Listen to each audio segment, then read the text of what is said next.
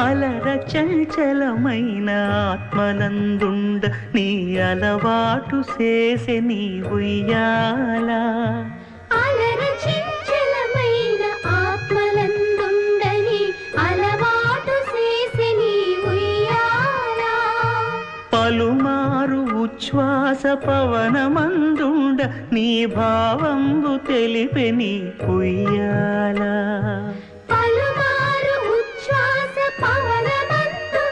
నీ భావంబు తెలిపే నీ